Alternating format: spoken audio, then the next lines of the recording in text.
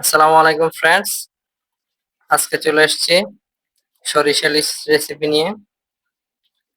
তো ভিডিওটা ফুল দেখুন, আশা করি ভালো লাগবে এবং আপনাদের জন্য হেল্পফুল হবে। চলুন রান্না শুরু করা যাক।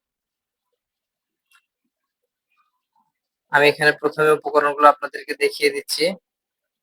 ইলিশ মাছ নিয়েছি এখানে প্রায় হাফ কেজির মতো, লবণ, কাঁচামরিচ, সরিষা ইলিশ মশলা, রাঁধুনি সরিষার তেল,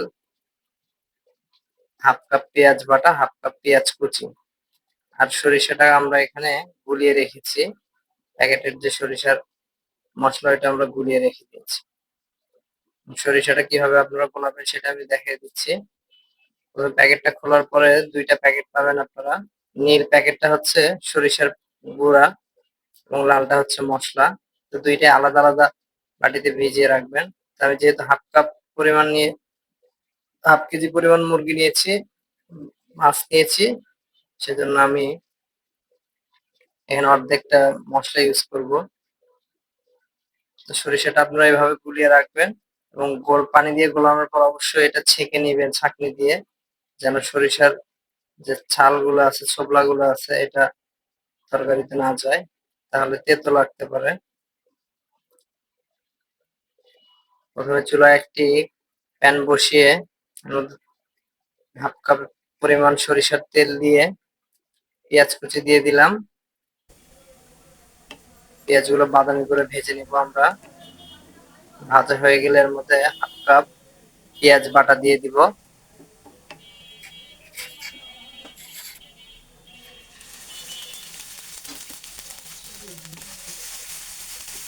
এবার পেঁয়াজ বাটাটা ভালোভাবে কষিয়ে নিব, যেন পেঁয়াজের গন্ধটা চলে যায়।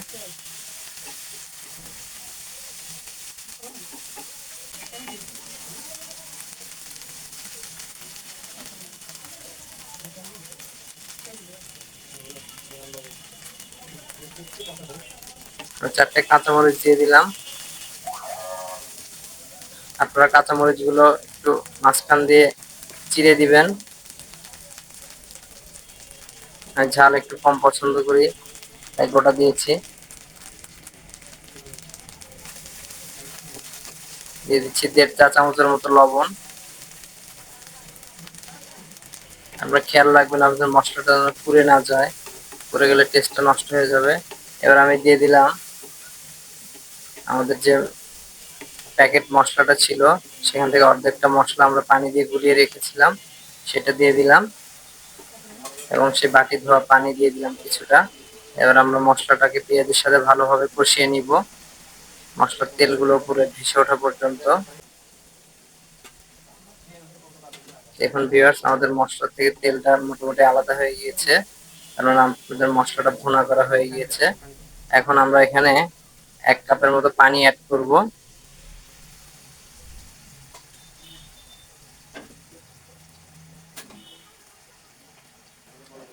পানিটা ফুটে ওঠা পর্যন্ত আমরা অপেক্ষা করব।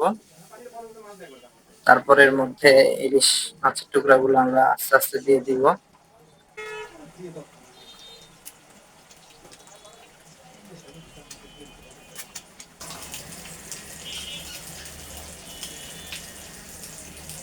এবার মাছের টুকরাগুলোকে আমরা একটু উল্টিয়ে পাল্টে নিব, যেন মশলাটা চারদিকে সমান ভাবে পৌঁছে যায়। এবার আমরা ঢাকনা দিয়ে ঢেকে এটাকে 8-10 মিনিটের জন্য রান্না করব এবং এটা অবশ্যই মিডিয়াম টু লো হিটে রান্না করতে হবে, তা না হলে পেঁয়াজ বাটা নিচে পোড়া লেগে যাবে। মাছটা আস্তে আস্তে উল্টে দিতে হবে।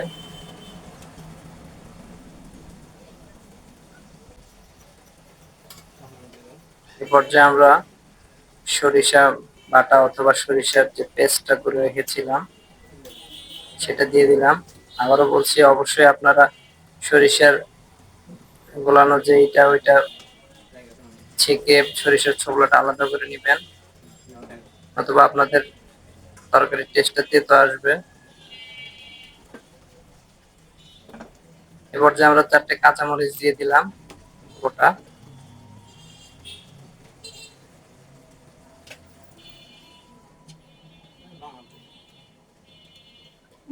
দিয়ে আমরা 4-5 মিনিট রান্না করব।